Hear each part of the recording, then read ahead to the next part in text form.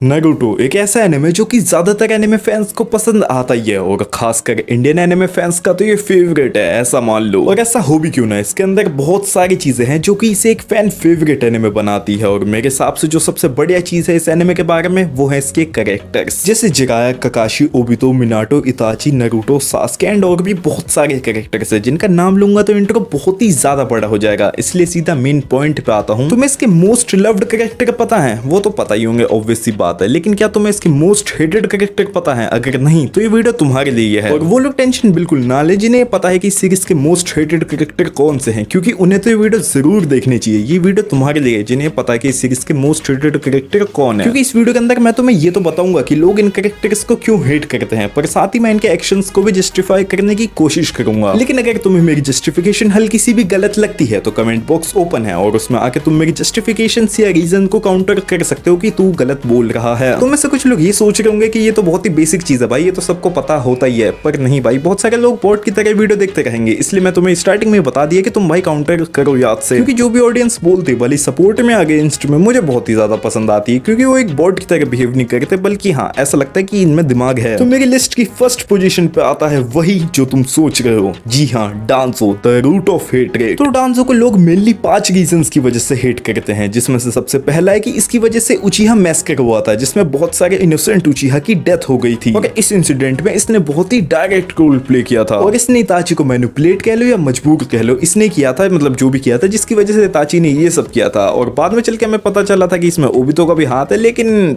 डांसो को ज्यादा मेन हाथ था। दूसरा रीजन है कि इसने शिशुई का कोटोई मात्सुकामी शारिंगान चुरा लिया था और इसने उसे मजबूर किया था कि तू सुसाइड कर ले। तीसरा रीजन है कि इसने नागोटो के पेरेंट्स को इनडायरेक्टली मार दिया था और याहिको को डायरेक्टली मार दिया था। चौथा रीजन है कि इसने हर जगह सेल्फिश पॉलिटिक्स खेली और ये हमेशा से ही होकागे बनना चाहता था, भले उस चक्कर में कितने ही लोगों की जान लेनी पड़े या सैक्रिफाइस करना पड़े, हालांकि दोनों का मतलब एक ही है, लेकिन कुछ भी करना पड़े, ये होकागे बनने के लिए किसी भी हद तक जा सकता था। पांचवा रीजन है कि इसने अपने पर्सनल गेन के लिए कितने ही इनोसेंट लोगों पे एक्सपेरिमेंट करवाया था और कितने ही लोगों की जान ले ली थी बिना किसी हेजिटेशन के। फैंस लिटरली डांसो को नारुतो सीरीज का मोस्ट डिस्गस्टिंग कैरेक्टर मानते हैं, और इस चीज का मुझे सबसे मेन रीजन लगता है कि डांसो ने इनके फेवरेट कैरेक्टर के डाउनफॉल में बहुत ही मेजर रोल प्ले किया होगा, इस वजह से ऐसा हो। हिरोजिन, जिराया, सुनाडे, ओरोचिमारू, ककाशी, इताची, शिसुई, नारुतो, पूरा उचिहा क्लैन एंड और भी बहुत सारे कैरेक्टर्स के डाउनफॉल में डांसो ने एक बहुत ही बड़ा रोल प्ले किया है, और मुझे लगता है कि इसी चीज की वजह से लोग डांसो के लिए बिल्कुल भी सिंपैथी नहीं रखते हैं। देखो, मैं फुल्ली एग्री करता हूँ कि डांसो एक बहुत ही बेकार कैरेक्टर है, लेकिन अगर हम इसकी दूसरी साइड देखें तो इसने भले बहुत बुरा काम किया, लेकिन इसने कुछ अच्छे भी काम किए, जैसे कोनहा को बहुत बार बचाया है। जैसे मैं मानता हूँ कि इताची और शिशुई का प्लान बहुत ही ज्यादा अच्छा था, वो कोनहा को बचा सकते थे उचिहा से, लेकिन मान लो इस चीज में हल्की सी भी दिक्कत हो जाती तो पूरा उचिहा क्लैन कोनहा को खत्म कर देता, या फिर इसका उल्टा हो जाता, कोनहा मिलके उचिहा क्लैन को खत्म कर देता, मतलब दोनों में से कुछ एक ना एक तो होने वाला था। पर भाई डांसो के प्लान में हल्की सी भी दिक्कत नहीं थी, उसने भले बहुत सारे इनोसेंट लोगों को मार दिया था, लेकिन एट द एंड उसने कोनहा को तो बचा लिया था। अभी मैंने जो भी बोला वो सब भूल जाओ, और मान लो जैसे उचिहा वर्सेस कोनहा होता, तो उस वाली फाइट में मान लो इनकी फाइट हो रही होती है और कोई दूसरा विलेज घुस के फायदा उठा लेता इनकी फाइट का, तो क्या होता? फिर तो यही होना था कि वो दूसरा विलेज जो भी घुसता उस फाइट में वो कोनहा के लैंड पे कब्जा कर लेता और कोनहा की एग्जिस्टेंस खत्म हो जाती वहीं की वहीं। पर वहीं डांसो की वजह से भले उसने उचिहास को तो मार दिया, लेकिन उसने विलेज तो बचा लिया। ये तो देखो, तुम की प्लस पॉइंट देखो ना, पॉजिटिव्स देखो। देखो, हमें डांसो के एक्शन से साफ साफ पता चल जाता है कि इस बंदे का मोटो बस यही है, विलेज बचना चाहिए नो मैटर द कॉस्ट, और तभी तो ये अपने पर्सनल एम्बिशंस के साथ कोनहा को भी सेफ रखता है। हम सभी लोगों को पता है कि इसने ऑनबू ब्लैक ऑप्स बनाए थे, जो कि एक ऑफिशियल ग्रुप था, पर इसने एक रूट एजेंट्स नाम का भी ग्रुप बनाया था, जो कि ब्लैक ऑप्स के नाम से जाना जाता था। ये जो ब्लैक ऑप्स थे, ये विलेज के बाहर के सबसे डेंजरस मिशंस करते थे, जो कि ऑफिशियल ऑनबू ब्लैक ऑप्स भी नहीं कर पाते थे, और इन्होंने बहुत सारे डेंजरस एनिमीज को एलिमिनेट भी किया और विलेज को हमेशा सेफ रखा है। हालांकि हमें ये चीज कभी सीरीज में देखने को नहीं मिली, और ना ही हमें कभी ये पता चला कि इन्होंने कौन से एनिमीज को एलिमिनेट किया, जो कि भाई बहुत ही ज्यादा डेंजरस थे, जो कि आज तक ऑनबू ब्लैक ऑप्स भी एलिमिनेट नहीं कर पाए। वैसे सही बताऊं तो ऑनबू ब्लैक ऑप्स की भाई हाइप मुझे स्टार्टिंग डेज में लगी थी, जब मैंने फर्स्ट टाइम देखा तो मुझे लगा था कि हाँ भाई कुछ है, तगड़ी चीजें हैं, लेकिन उसके बाद में पता चल नहीं भाई, इनसे बढ़िया तो ये जो अपने रेगुलर निंजास है यही बढ़िया है। यहाँ मैं रेगुलर निंजास से मतलब ककाशी, गाय, इन सब की बात कर रहा हूँ, ये जो छोटे लेवल पे इनकी बात नहीं कर रहा था मैं। वैसे जब पेन का अटैक के टाइम पे जब सुनाडे अनकॉन्शियस हो गई थी और डांसो को कुछ उस टाइम के लिए लीडरशिप दी थी, तो उसने नारुतो को बहुत टाइम तक रोकने की कोशिश की थी कि वो पेन के सामने ना आए। भले वो बहुत ज्यादा देर तक उसे रोक नहीं पाया था, लेकिन तब भी उसने ठीक ठाक टाइम तक तो रोक दिया था नारुतो को। बहुत सारे लोगों को ये चीज बहुत ही ज्यादा विलीनियस लगी थी कि हाँ भाई डांजो अपने पर्सनल मोटिव के लिए करा, लेकिन ऐसा नहीं है। इसके पीछे एक बहुत ही अच्छा रीजन है। डांजो ने नारुतो को इसलिए रोक के रखा था कि नारुतो विलेज के सबसे बिगेस्ट एसेट था। अगर उससे पेन पकड़ लेता तो पूरा वर्ल्ड डेंजर में आ जाता, सिर्फ कोनोहा ही नहीं। भले ही चीज फैंस को बहुत ही ज्यादा मतलबी लगती हो, लेकिन उस टाइम पे डांजो पूरे वर्ल्ड को बचाने के चक्कर में था। खासकर वैसे वर्ल्ड को तो नहीं, वो कोनोहा को बचाने के चक्कर में था। अभी तुम में से जो भी लोग ये सोच रहे हैं कि मैं उसकी बात नहीं कर रहा हूँ जो डांजो ने शिशुए की कोटोमात्सुका में चुकाई थी, तो चलो उसकी बात कर लेते हैं। तो मेरे हिसाब से ये भी डांजो ने सेल्फिश होकर नहीं किया था। मान लो कि ताची उचिहा को नहीं रोक पाता तो डांजो के पास एक ही ऑप्शन बचता था कि वो शिशुए की कोटोमात्सुकामी का यूज करता उचिहा को रोकने के लिए। यही ऑप्शन था उसके पास उस टाइम पे। तो देखो ये अपनी पूरी लाइफ टाइम तक तो कोनोहा के लिए लॉयल था, लेकिन ये अपने लास्ट मोमेंट पे भी कोनोहा के लिए लॉयल था। जब सास्के ने इसे ऑलमोस्ट हरा दिया था तो इसने सोचा कि ये मुझे मार दे उससे पहले मैं अपना खुद का ही सेक्रीफाइस कर देता हूँ। और ये चीज इसने इसलिए की थी, ये सास्के और मादरा दोनों को ही एक साथ मारना चाहता था। और ये चीज हमें इससे पता चलती है क्योंकि इसने मरने से पहले ये बोला था।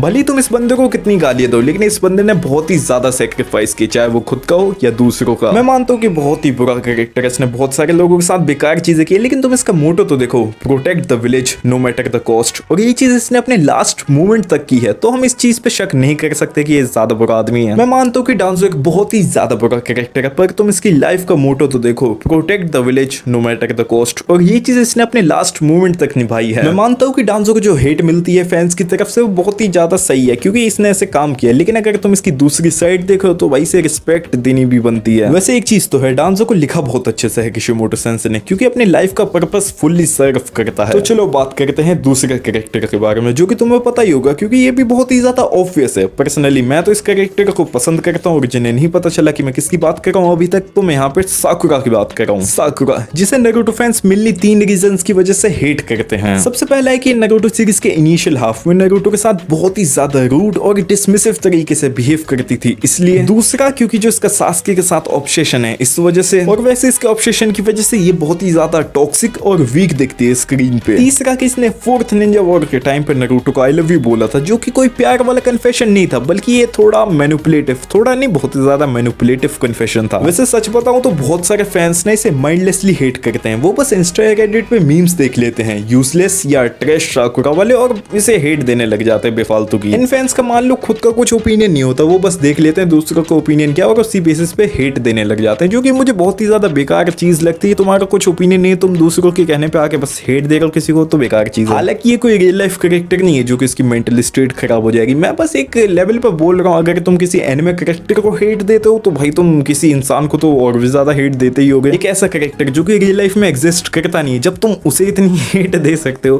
तो भाई जो रियल में एग्जिस्ट करता है और उसने कुछ हल्का सा भी तुम्हारे ओपिनियन से हट के कुछ काम कर दिया, तो वो भाई तुम तो उसकी जान ही ले लोगे। इन सारी चीजों को करते हैं साइड में, और बात करते हैं जो फैंस साकुरा को हेट देते हैं, तो भाई वो ये भूल जाते हैं कि इसका मेडिकल निंजुत्सु में कितना बड़ा कंट्रीब्यूशन था। और पर्सनली मैं बताऊं तो इसका कैरेक्टर डेवलपमेंट मुझे तो अच्छा लगता है। देखो हेट एक बहुत ही सब्जेक्टिव चीज है, पर तब भी साकुरा को इतनी ज्यादा हेट मिलती है जितनी वो डिजर्व भी नहीं करती है। जैसे जो फैंस इसे इसलिए हेट करते हैं क्योंकि नारुतो सीरीज की स्टार्टिंग में नारुतो के साथ बहुत ही ज्यादा रूड और डिसमिसिव बिहेव करती है, ये तो मुझे भाई बहुत ही ज्यादा बेसलेस लगता है। अब देखा जाए तो ये भी तो उस टाइम पे बच्ची थी, तो इसे थोड़ी पता है कि किसके साथ कैसे बिहेव करते हैं, किसके मुंह पे कैसे बोलते हैं। भाई तुमने देखा नहीं आजकल के बच्चे भाई किसी के मुंह पे भी कैसा बोल देते हैं, तो वही चीज है ना, परवरिश अच्छी नहीं होती तो बोल देते हैं सब लोग। और ये तो वैसे भी निंजा बिन जाते हैं भाई। तुमने कभी देखा है सीरीज में आज तक कि इनके कभी पेरेंट्स ने बैठा के इन्हें कभी मॉरल लेसन दियो कि हाँ भाई ऐसे बिहेव करता है किसी के साथ, तो इन्हें कैसे पता होगा कैसे बिहेव करता है किसी के साथ। हालांकि ये चीज बहुत ही खराब है। इन रियल लाइफ तुम्हें सीखना चाहिए कि भाई किसी के साथ कैसे बिहेव करते हैं। क्या पता भाई तुम्हारी बात किसको कैसे बुरी लग जाए, इसलिए तुम सीखो कि कैसे बिहेव करते हैं इन रियल लाइफ में। ये तो स्टोरी यहाँ चलता है सब कुछ। इन माय ओपिनियन भाई फ्रिक्शनल चीजों में तुम कुछ भी दिखाओ, क्योंकि भाई कौन एक्सपेक्ट करता है कि मुझे कोई चीज फ्रिक्शन से सीखने को मिलेगी। हालांकि मुझे बहुत सारी चीजें फ्रिक्शन से सीखने को मिली, मेरी पूरी पर्सनैलिटी फ्रिक्शन बेस्ड है। अगर मैंने बचपन में बेंटेन नहीं दिखा होता तो अभी मेरी ये पर्सनैलिटी नहीं होती, क्योंकि भाई बेंटेन और केविन इन दोनों ने मिलकर मेरी पर्सनैलिटी बहुत ही ज्यादा डेवलप की है, क्योंकि इनसे मैं बहुत ज्यादा इंस्पायर्ड हूं। और सिर्फ यही नहीं, फ्रिक्शन में भाई बहुत सारे कैरेक्टर्स हैं जिनसे मैं इंस्पायर्ड हूं, लेकिन मैं सही कैरेक्टर से इंस्पायर्ड हूं, जैसे गोकू हो गया, वेजिटा हो गया, इन सबकी मैंने भाई अच्छी अच्छी चीजें ली हैं, किसी की बुरी चीज थोड़ी लूंगा मैं। वैसे लोगों में भी दिमाग दिमाग होना चाहिए कि वो भाई कौन से फ्रिक्शनल कैरेक्टर से क्या सीख रहे हैं, क्योंकि तुम किसी गलत चीज से सीखोगे उसके बाद बोलोगे कि भाई ये तो एनिमे की गलती, इसकी वजह से बच्चे बिगड़ गए। नहीं, ऐसा नहीं है। हालांकि मैं बहुत ही ज्यादा ऑफ टॉपिक आ गया हूं, लेकिन मैं सोचता हूं कि इस चीज पे एक वीडियो बनाऊं, लोगों को समझाऊं कि तुम्हें क्या चीज सीखनी चाहिए, क्या चीज नहीं। ये इतनी ज्यादा बेसिक चीज है कि मैं तुम्हें क्या बताऊं, पर तब भी लोग भाई इस चीज के चक्कर में इतनी ज्यादा हेट फैलाते हैं ना। किसी भी मूवीज को लेके, भाई एनिमल ले लो, एनिमल आई थी, उस पर कितनी ज्यादा हेट होने लगी थी, इसने हमें ये सिखाते सोसाइटी बिगाड़ दी, कर दिया, वो कर दिया। जैसे उससे पहले तो हमारी सोसाइटी बहुत ही ज्यादा सुधरी हुई थी ना, किसी के साथ भी कुछ उल्टे काम नहीं होते थे, सब लड़के सेफली घूमती थी। मतलब क्या भाई, कुछ भी बोलते हैं फ्रिक्शन पे, जो चीज हुई दिक्कत भाई फ्रिक्शन की गलती है भाई। इस चीज को भी बंद करना पड़ेगा, वरना मैं बोलती रहूंगा। सॉरी भाई, मैंने ज्यादा बोल दिया, लेकिन अब जो था मैंने बोल दिया है। चलो भाई, इस टॉपिक को साइड में करते हैं और वापस से मेन टॉपिक पे आते हैं। और सच बताऊं तो भाई साकुरा इतने ज्यादा बुरे तरीके से बिहेव भी नहीं करती थी नारुतो के साथ, जितना सीरीज में दिखा दिया। इसे तो ऐसे दिखाया कि ये तो बहुत ही ज्यादा इवल कैरेक्टर है, बहुत ही बेकार कैरेक्टर है ये। स्टूडियो पैकेट वाले साकुरा के साथ और टोय एनिमेशन वाले सांजी के साथ इतना बुरे तरीके से बिहेव करते हैं ना, पता नहीं भाई इनकी क्या दुश्मनी इन दोनों कैरेक्टर से, मतलब नीचे दिखाना भाई इन कैरेक्टर्स किसी भी हालत में। किशिमोटो सेंसे और ओडा सेंसे दोनों ने बहुत ही मेहनत और अच्छे तरीके से इन दोनों कैरेक्टर्स को लिखा, लेकिन ये स्टूडियो वालों ने एकदम भाई बेकार बना दिया इन दोनों कैरेक्टर्स को। मैं क्या ही बोलूं। साकुरा का तो चलो तब भी ठीक है भाई, उसे स्टार्टिंग में थोड़ा बेकार दिखाया था, मतलब थ्रू आउट द सीरीज बेकार दिखाया था, लेकिन अब तो चलो खत्म हो गई। नारुतो तो बात ही क्या है, उसकी तो हटा ही देते हैं। लेकिन ये वन पीस में भाई सांजी को कैसे दिखाते हैं ऐसे, तो भाई मतलब ऐसे दिखाते हैं बहुत ही बड़ा वाला सिंपो, भाई किसी ने हेलो क्या बोल दिया तो पागल हो जाएगा उसके पीछे। बल्कि मांगा में ऐसा कुछ है भी नहीं, मतलब है, मतलब थोड़ा बहुत है, लेकिन इतना ज्यादा थोड़ी है। स्टूडियोज को ये ध्यान में रख के सीरीज बनानी चाहिए ना कि वो एक मांगाकार का आर्ट लेके बस एनिमेट करें, ये ना कि तुम भाई अपना कुछ स्टाइल डाल दो कि भाई ऐसा वैसा। मतलब नहीं यार, जब तक जिसने लिखा वो ना बोले तब तक चेंजेस नहीं करने चाहिए। ये चीज ना बहुत ही ज्यादा बुरा लगती है। मतलब किसी आर्टिस्ट के आर्ट को तुम बिगाड़ देगा, तुम तो भाई परसेप्शन ही बदल दोगे। बहुत सारे लोग भाई ऐसे हैं जो बस एनिमे देखते हैं, मांगा नहीं देखते। और इंडिया में तो भाई मेनली लोग एनिमे देखते हैं, मांगा कौन ही पढ़ रहा है। जो भी मांगा पढ़ता है वो ऑफेंड मत हो जाना, मतलब मेनली लोग जो भी बच्चे हैं भाई वो टीवी पे बस वही तो एनिमे तो देखते हैं। जैसे मान लो अभी वन पीस आ गया, जो भी शोज आए जाकर भाई उनसे उनका परसेप्शन यही बनेगा ना कि वन पीस में सांजी बेकार है और नारुतो में साकुरा बेकार है। तो मेरा बस ये कहना है कि एनिमेशन स्टूडियो वालों को ये ध्यान में रखना चाहिए कि हाँ, अगर हम एनिमेट करें तो हमें राइटर के हिसाब से करना चाहिए, अपना कुछ नहीं डाल देना चाहिए, इसमें से बिगड़ जाती है सीरीज। मैं जानता हूँ बहुत सारी सीरीज में चेंजेस करते हैं तो वो अच्छी बन जाती है, लेकिन नहीं, मेरे हिसाब से नहीं होनी चाहिए। जैसे उसे लिखा गया ओरिजिनली कहनी चाहिए। वैसे एनिमेशन स्टूडियो से मुझे ये जेसी स्टाफ वाले याद आ गए भाई, इन्होंने क्या मार ली वन पंच मैन के सीजन 3 की। क्या भाई, क्या बेकार एनिमेट करें या दिखा, मैं क्या बोलूँ, पता नहीं वो ट्रेलर के नाम पे क्या पीएनजी दिखा देगा, मैं तो क्या ही बोलूँ भाई, हंसी आ गई है, बहुत बेकार।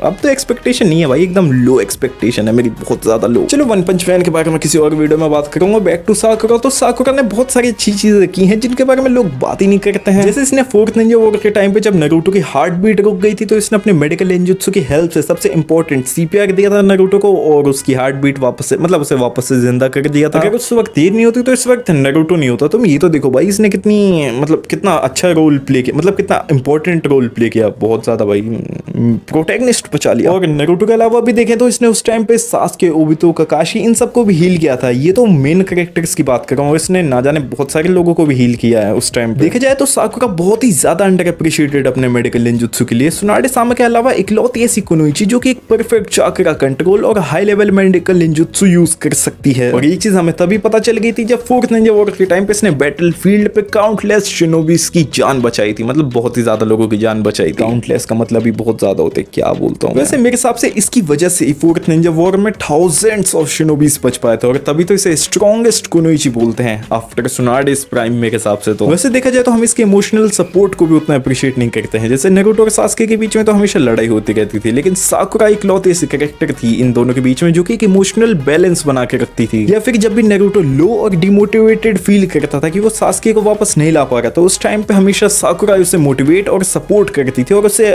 हाँ मतलब सपोर्ट प्रोवाइड कर दी थी और यही देगी उसे। वैसे भले ही लोग जो इसका ऑब्सेशन है सासुके के लिए उसे क्रिटिसाइज करे, पर तब भी तुम इसकी लॉयल्टी और अनकंडीशनल लव तो देखो भाई कितना ज्यादा है वो। मैं जानता हूँ कि ऐसा ऑब्सेशन बहुत ही ज्यादा खराब चीज है, बहुत ही ज्यादा टॉक्सिक हो जाती है चीज, और ये मॉरली भी बहुत ही ज्यादा खराब है। लेकिन किसे मॉरली करेक्ट होना भाई स्टोरी में, अपने मॉरल्स को साइड में हटाओ। तुम इससे इंस्पायर्ड क्यों ना, इस चीज से इंस्पायर्ड में हो तो तुम बस एक स्टोरी वाइज तो देखो कि हाँ भाई कितना बढ़िया, मतलब बचपन से भाई जिससे प्यार करते उससे जाके बड़े होकर शादी की, ऑब्सेशन देखो भाई कितना कितना ज्यादा था। बस मॉरल हटाओ अपने साइड में। वैसे देखा जाए तो इनकी स्टोरी ना थोड़ी ऐसी फील होती है, light version of joker and Harley queen. इनका भी कुछ ऐसा ही था, कुछ नहीं, इनका तो कुछ ज्यादा ही ऐसा था। वैसे अगर तुम्हें थोड़ा सा भी भाई साकुरा का ऑब्सेशन वो लगता है कि ये तो भाई कुछ ज्यादा ही ओवर कर दे रही है, टॉक्सिक फील दे रही है, तो तुम एक बार जोकर और हार्ले क्वीन का देखना भाई, इनका कितना तगड़ा चलता है। हार्ले कितनी ज्यादा ऑब्सेस्ड है जोकर से, जबकि जोकर मतलब तुमने कभी मांगा नहीं पड़ी ना, इसलिए तुम्हें मैं बता नहीं सकता। तुम एक बार देखना जोकर को कैसे डिफाइन किया गया है और हार्ले को कैसे डिफाइन किया गया, और उसके बाद इनका ऑब्सेशन को कैसे डिफाइन किया गया है, इनकी मांगा बोल रहा हूँ कॉमिक्स में। देखना एक बार, मैं सच बता रहा हूँ, अगर तुमने एक बार इनकी कॉमिक्स पढ़ ली ना तो तुम ये सोचोगे कि भाई हार्ले क्वीन जैसी बैडी भाई जोकर के साथ मतलब क्यों रह सकती, जबकि जोकर ने ऐसे ऐसे काम भी किए उसके साथ, मतलब बहुत ही ज्यादा ब्रूटल था भाई जोकर। तो सास्के के कंपैरिजन में देखे तो सास्के ने कुछ भी नहीं किया, मतलब सास्के ने क्या ही किया था, ज्यादा से ज्यादा उसे एक बार मारने की कोशिश की थी, वो भी बस एक ही बार। लेकिन भाई जोकर ने क्या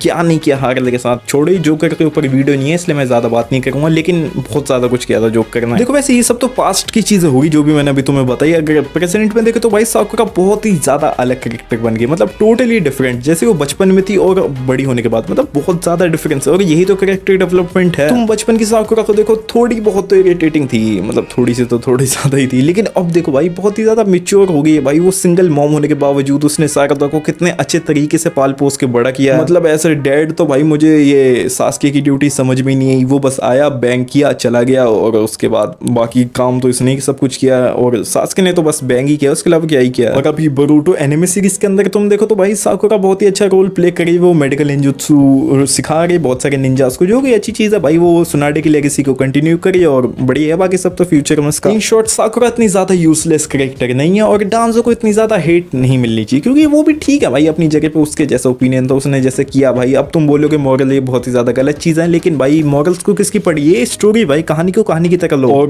और जहां पे भी मैंने कुछ गलत बोला इस वीडियो में, जहां पे भी मेरी रीजनिंग कुछ भी ज्यादा जस्टिफिकेशन, कोई भी चीज मेरे वर्ड्स गलत हो तो भाई टाइम स्टैम्प डालो और मुझे बताओ कि हाँ भाई मैं आगे और ऐसे इंप्रूव करूँ। ठीक है, अभी मैं बहुत ही ज़्यादा कच्चा पक्का हूँ अपनी चीज़ों को लेके, इसलिए भाई। और ये पहले ये जो ये हॉर्न आ रहा है, हॉर्न वॉर्न की आवाज़ आती भाई, इसके लिए मैं माफ़ी चाहता हूँ। मैं क्या ही कर सकता हूँ, इस माइक से इतनी नॉइस कंट्रोल हो पाती है, और मैं जितनी हटा सकता हूँ उतनी हटा देता हूँ। बाकी चीज़ों के लिए मैं माफ़ी चाहता हूँ। और मैं ये भी जानता हूँ कि मेरी वीडियो बहुत ही ज़्यादा अंडर एडिटेड होती है, मतलब ऐसा लगता है कि क्या ही एडिट करा। मैं सच बताऊँ तो मैं कर भी नहीं पाता भाई, इस फ़ोन में अब उतनी अच्छी एडिट हो नहीं पाती है। मैंने जैसे सोचा था कि हाँ भाई फ़ोन से ऐसी एडिट हो जाएंगी, नहीं भाई मैंने इस चक्कर में फ़ोन ले तो लिया, लेकिन नहीं यार, मतलब नहीं होगी उतनी अच्छी एडिट इससे। अब वही है, अब कभी पैसे वैसे जोड़ के कोई अपना पीसी लूंगा तभी अच्छे से एडिटेड वीडियो तुम्हें देखने को मिलेंगी। सिंपल मैं बस यही बोलना चाहता हूँ कि मेरी वीडियो में मैं जानता हूँ वॉइस में थोड़ी बहुत दिक्कत आ जाती है, जो नॉइस आ जाती है, और ऊपर से मेरी वीडियो में उतनी अच्छी एडिटिंग भी नहीं, उतनी अच्छी क्या बिल्कुल भी एडिटिंग नहीं देखने को मिलती है, तो उसके लिए मैं माफी चाहता हूँ। बाकी मैं कोशिश कर रहा हूँ कि मैं खुद के पैसे जोड़ के कोई अच्छा सा डिवाइस ले लूँ भाई, जिससे तुम्हें बहुत अच्छी वीडियोस देखने को मिल जाए। और अगर तुम सपोर्ट करना चाहते हो तो तुम्हें पता ही कि कैसे करते हैं सपोर्ट। और अगर हाजिमे no Ippo, Baki Haikyuu, 100 metre, the fable, monster, great teacher, ओजिनुका, golden boy, mob psycho 100, Vinland saga, animation assassination classroom, black butler, इन सब पे अगर तुम्हें वीडियो चाहिए, इन सब पे रिव्यू वीडियो चाहिए, क्योंकि ये सब एनिमे मैंने बहुत पहले देख के रखे हैं, लेकिन आज तक वीडियो नहीं बने इन पे कभी। तो अगर तुम्हें इन पे वीडियो चाहिए तो हाँ 500 लाइक कर देना। और बाकी मैं मिलता हूँ किसी और वीडियो में, तब तक के लिए तुम्हारा धन्यवाद ये वीडियो देखने के लिए, और हो सके तो भाई शेयर कर देना इस वीडियो को। बाय, बाकी मिलता हूँ मैं किसी और वीडियो में।